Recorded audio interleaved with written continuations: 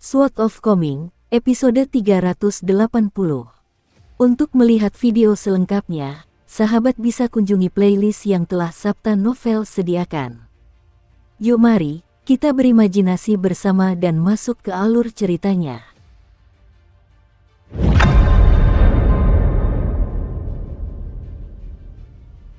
Di meja makan pemimpin klan Chen Pingan duduk di tempat semula Zhang Sanfeng dan menjelaskan secara singkat situasinya kepada Su Yuanxia, memberitahunya bahwa pendeta Tao muda itu telah dibawa pergi oleh tuannya.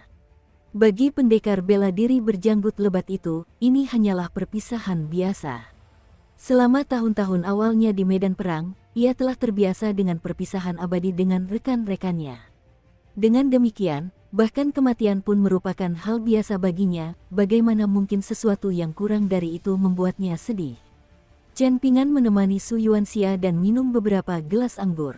Bahkan, sebelum memasuki ruang makan dan duduk di meja, dia sudah mengeluarkan 2 kendi anggur osmanthus, satu untuk pemimpin klan dan satu lagi untuk dinikmati bersama Su Yuanxia. Pemimpin klan yang sudah lanjut usia itu telah meminum minuman keras sorghum sepanjang hidupnya, jadi kesannya tentang alkohol adalah bahwa minuman itu seharusnya membakar tenggorokan dan menghangatkan perut. Dia juga orang yang blak-blakan, jadi dia meminta guru desa yang duduk di sebelahnya untuk menerjemahkan komentarnya untuk Chen Pingan. Dengan menggunakan dialek resmi benua botol berharga timur, guru desa mengulangi kata-kata pemimpin klan yang sudah tua kepada Chen Pingan, mengatakan bahwa anggur ini kemungkinan besar sangat mahal. Namun, rasanya sangat lembut dan tidak cukup kuat, artinya kurang beraroma. Jika demikian, anggur ini akan sangat cocok untuk para wanita di desa. Chen Pingan merasa sedikit tak berdaya mendengar hal itu. Su Yuanxia juga sangat menyadari betapa berharganya anggur osmanthus ini. Ini adalah anggur yang benar-benar dapat memperpanjang umur manusia biasa. Bahkan, hanya 1 cangkir anggur ini bernilai lebih dari semua minuman keras sorghum di desa ini jika digabungkan. Namun, pemimpin klan yang sudah tua itu memiliki pendapat yang begitu rendah tentangnya. Su Yuanxia hampir tersedak anggurnya. Setelah makan malam, Chen Pingan dan Su Yuanxia berjalan-jalan di sekitar desa yang tenang. Chen Pingan mengembalikan pedang pendek itu kepada Su Yuanxia, dan yang terakhir menyimpan senjatanya sambil mendengarkan Chen Pingan menjelaskan tentang guru Zhang Sanfeng. Su Yuanxia sedikit terkejut mendengar itu, dan dia berseru, teknik pemendekan tanah para penyempurna Qi sebenarnya berasal dari langkah astral para pendeta Tao. Zhang Sanfeng adalah pendeta Tao eksternal dari Gunung Longhu, jadi tidak aneh jika gurunya mahir dalam teknik ini. Pada akhirnya, ini adalah teknik yang berasal dari Sekte Tao. Yang terpenting adalah seberapa jauh Anda bisa melakukan perjalanan seperti itu. Perbedaan antara menempuh beberapa puluh meter dan beberapa puluh kilometer seperti perbedaan antara langit dan bumi. Adapun menggambar jimat di tanah untuk mengusir orang lain. Sejujurnya, saya belum pernah mendengar hal seperti itu sebelumnya. Su Yuanxia berhenti sejenak sebelum melanjutkan, baiklah jika hanya itu saja. Namun, menggambar jimat di tangan Zhang Sanfeng dan berhasil mengambil bela diri sejati serta pedang pendek dari jarak 1000 km. Teknik macam apa ini? Chen Pingan menghela napas penuh emosi dan menjawab, bagaimana aku bisa tahu?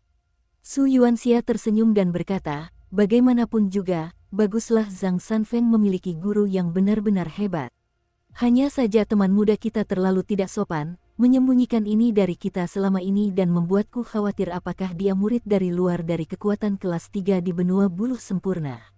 Lagi pula, sebagian besar orang yang mengaku sebagai guru surgawi dari Gunung Longhu yang pergi keluar untuk menaklukkan iblis dan membasmi makhluk jahat hanyalah penipu. Dunia dipenuhi oleh para pembohong ini. Aku dipenuhi kekhawatiran sepanjang waktu, dan aku beberapa kali menyelidiki dengan hati-hati untuk mencari tahu apakah Zhang Sanfeng tertipu untuk bergabung dengan kelompok yang menipu orang. Jika dia benar-benar menjadi murid seorang penipu lemah secara tidak sengaja, maka akan lebih baik baginya untuk memutuskan hubungan ini sesegera mungkin. Bahkan, akan lebih baik jika dia tidak kembali ke benua buluh utara. Bagaimanapun, mungkin lebih baik aku tidak melihat apa yang dilakukan gurunya, atau aku akan terkejut bukan main. Chen Pingan menyeringai. Dia tampak menikmati kemalangan Su Yuanxia. Su Yuanxia merasa sedikit ragu saat ini.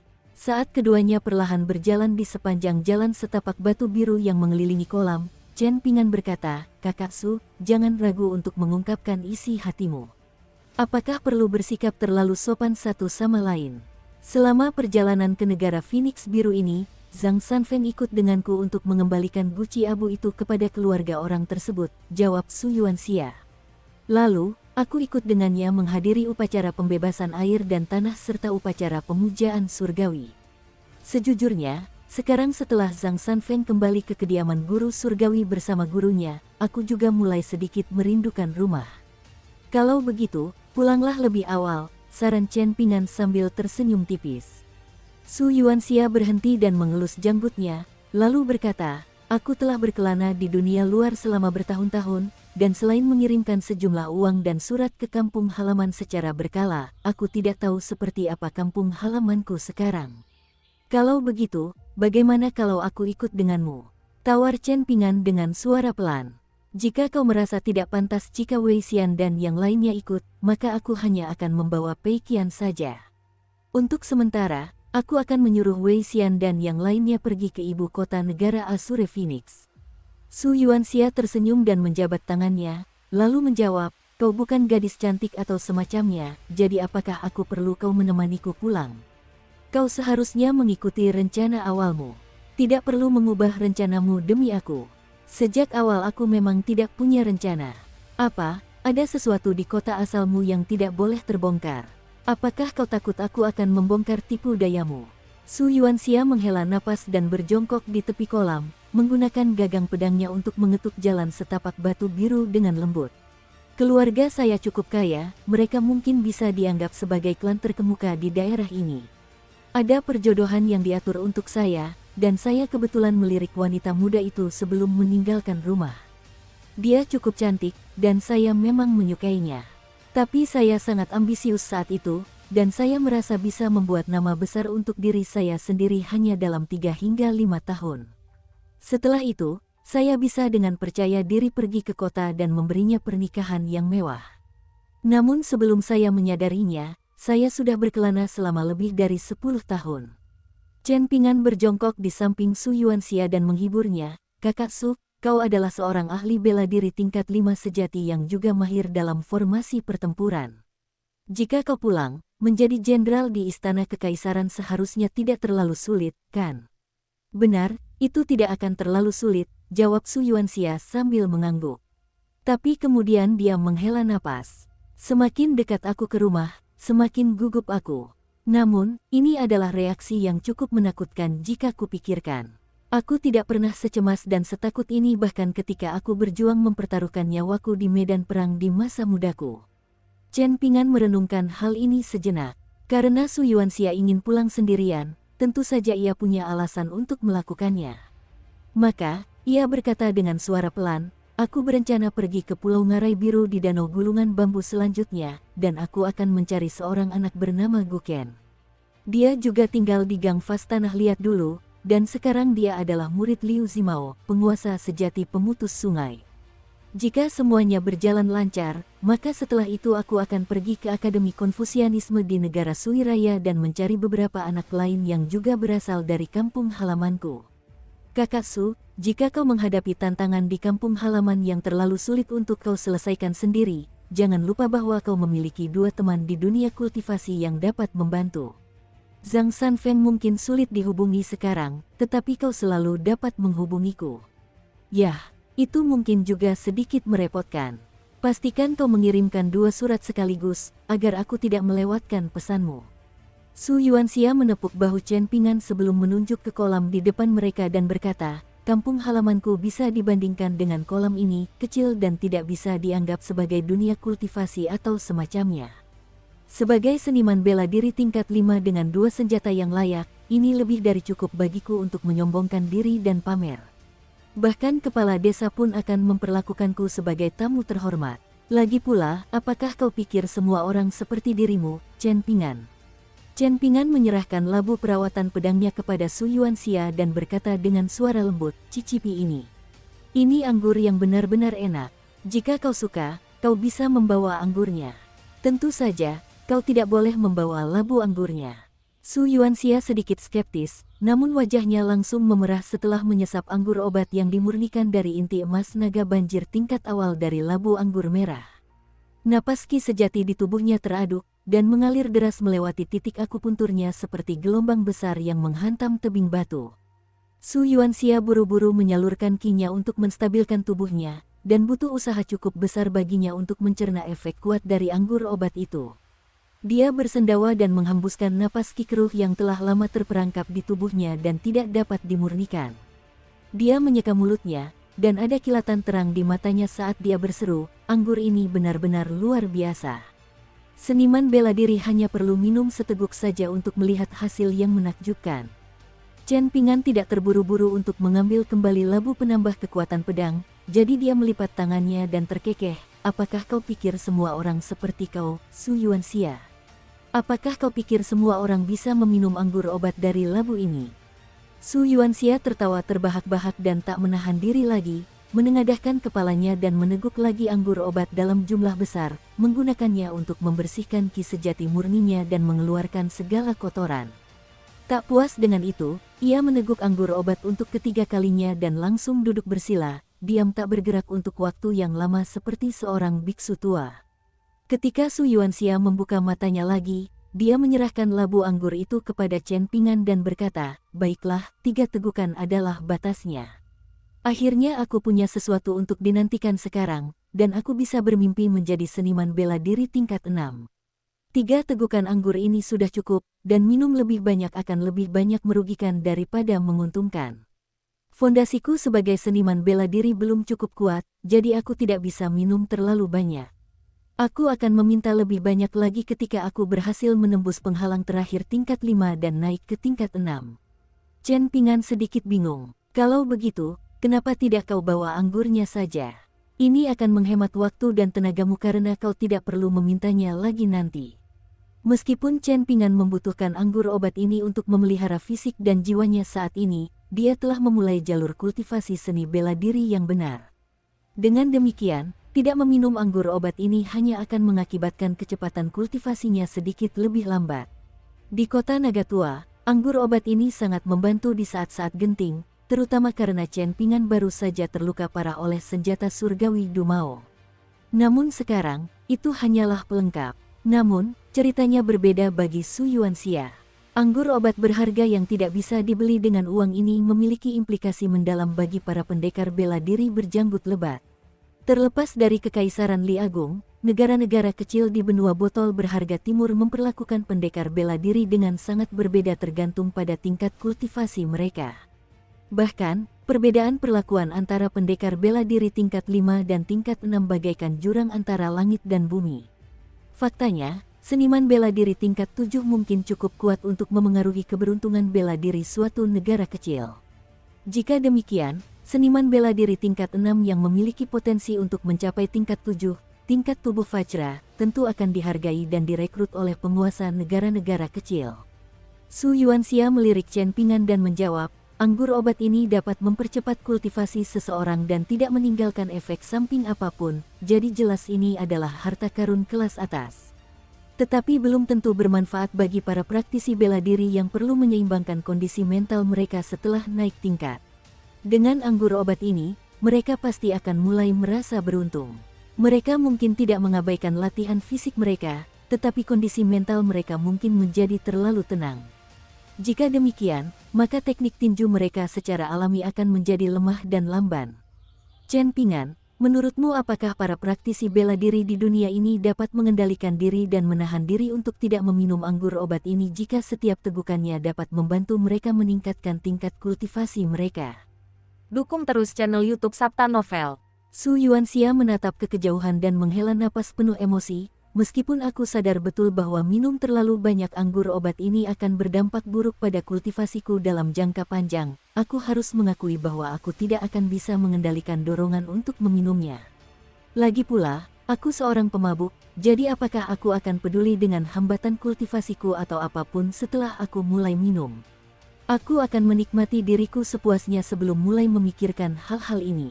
Jika berbicara soal tekad mental dalam menempuh jalan kultivasi, Su Yuanxia mengakui bahwa dirinya lebih rendah dari Zhang Sanfeng dan bahkan lebih rendah lagi dari Chen Ping'an. Chen Ping'an mengangguk dan berkata, "Kalau begitu, aku akan menunggumu mencapai tingkatan ke-6 terlebih dahulu. Saat itu tiba, aku akan memberimu anggur ini sebagai anggur perayaan. Saat kau melakukan perjalanan ke utara kali ini, jangan lupa untuk mengunjungi pendekar pedang Song dan kedua anak di prefektur Bluser jika kau berkesempatan melewati negara pakaian berwarna-warni dan negara sisir air," kata Su Yuanxia tiba-tiba.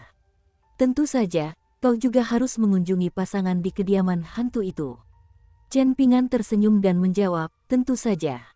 Aku perlu mentraktir kakek Song makan hotpot, dan aku perlu mengecek kedua anak itu untuk melihat apakah perjalanan kultivasi mereka berjalan lancar. Aku juga perlu mengunjungi rumah tua itu untuk mencoba babi rebus dengan rebung kering buatan nenek tua." Su Yuanxia tertawa terbahak-bahak. Terlepas dari kultivasi dan kekayaan, Chen Ping'an masih tetap Chen Ping'an yang sama seperti sebelumnya. Dia menepuk bahu pemuda itu lagi, dengan kekuatan yang jauh lebih besar daripada sebelumnya. Suaranya penuh energi dan semangat saat dia berkata, "Chen Ping'an, kau dan Zhang Sanfeng perlu berkultivasi dengan sungguh-sungguh dan membuat nama untuk diri kalian sendiri. Ketika kalian berdua menjadi sukses dan terkenal di masa depan, aku juga akan bisa membanggakan prestasi kalian di kampung halamanku di depan orang lain.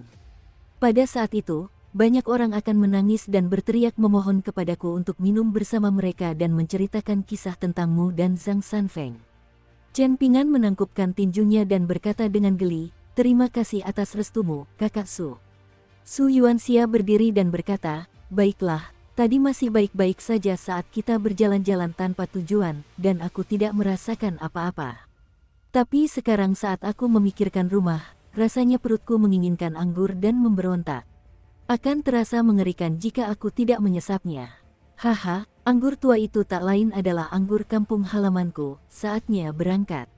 Chen Ping'an juga berdiri dan berkata, "Kalau begitu, aku akan menemanimu ke kamarmu untuk berkemas. Aku akan ikut denganmu sebentar saja." Su Yuanxia menatapnya tajam dan memarahi, "Kenapa begitu sentimental? Kau harus belajar dari Zhang Sanfeng soal perpisahan. Lihat betapa lugas dan cepatnya dia. Dia langsung pergi jika memang perlu." Chen Ping'an memutar matanya dan membalas, Aku akan sangat terkesan jika Zhang Sanfeng tidak menangis sekarang. Malahan, kenapa kita tidak bertaruh soal ini?" Su Yuanxia mengusap dagunya dan berkata, "Tidak ada orang yang bisa diajak bertaruh." Si idiot itu bersembunyi dari tuannya dan diam-diam menangis terseduh-seduh. Chen Ping'an juga mengusap dagunya, sambil berkata, "Apakah ini kasus di mana orang-orang hebat memiliki pemikiran yang sama?" Su Yuanxia tertawa dan melangkah pergi, memberitahu Chen Ping'an bahwa tidak perlu mengantarnya. Namun, pendekar berjanggut lebat itu tiba-tiba teringat bahwa sudah larut malam, dan sangat mungkin banyak wanita dan anak-anak sudah tidur. Karena itu, dia diam dan melambaikan tangan perpisahan dengan membelakangi Chen Ping'an. Dia tidak ragu atau berhenti sama sekali. Berdiri di sana, Chen Ping'an tak pelak merasakan sedikit kesedihan karena perpisahan itu. Sekitar 30 menit kemudian, Pei Qian berjalan perlahan dengan mata mengantuk. Berlari di gang-gang sempit pada malam hari cukup menakutkan, sehingga jimat kertas kuning itu sekali lagi ditempelkan di dahinya. Setelah menemukan Chen Ping'an, dia bertanya dengan bingung, "Mengapa paman berjanggut lebat itu kabur? Apakah dia berhutang uang kepada Anda, Guru? Apakah dia tidak mampu membayarnya, sehingga dia merasa terlalu malu untuk menunjukkan wajahnya? Jadi dia menyelinap pergi di malam hari." Pei Qian merasa sangat kesal, jadi dia menghentakkan kakinya dengan marah dan meninju telapak tangannya sebelum berteriak, "Paman malang berjanggut lebat itu terlalu tidak setia. Jika dia tidak punya cukup uang untuk membayar utangnya, dia bisa diam-diam meminjam dariku. Bukannya aku akan membongkar perbuatannya yang memalukan itu kepada guru atau apapun."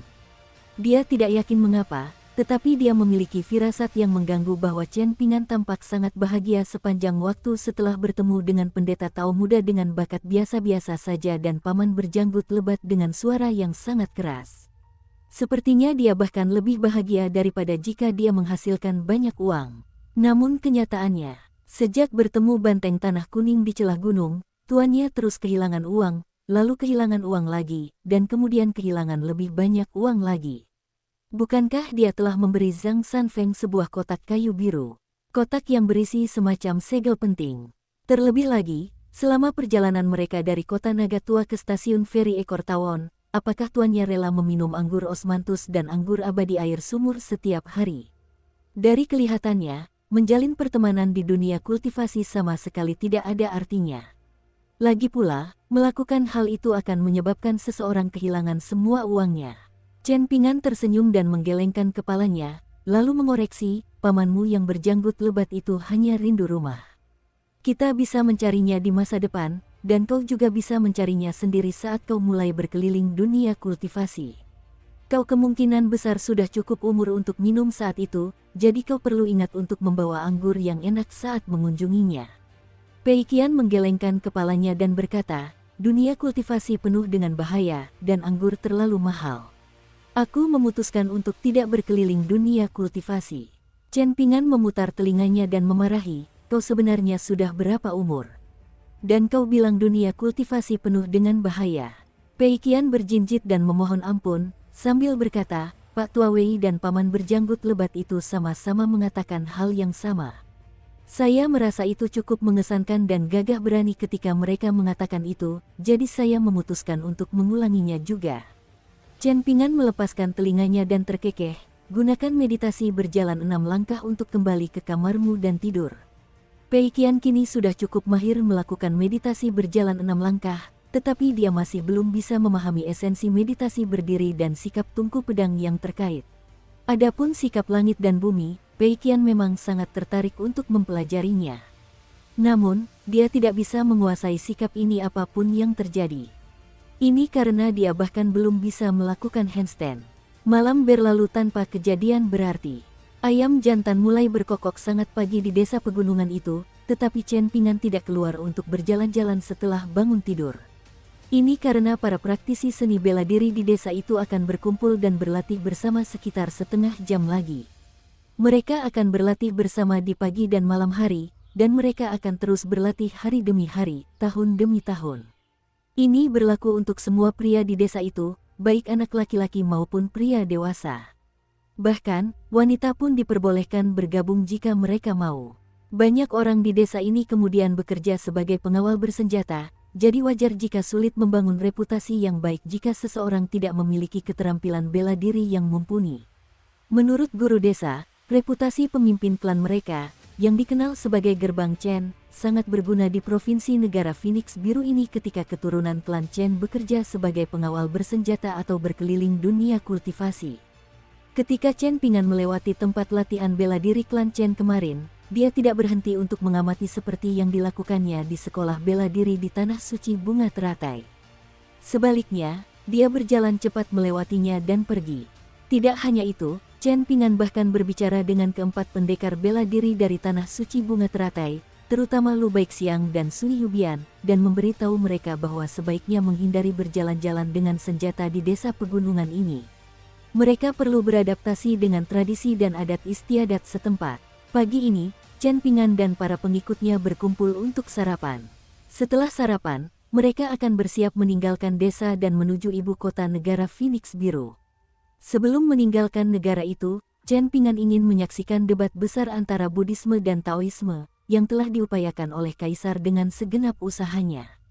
Selain stasiun feri Ekor Tawon, yang terletak di persimpangan 3 negara, ada juga stasiun feri abadi lain yang terletak di wilayah timur negara Phoenix Biru.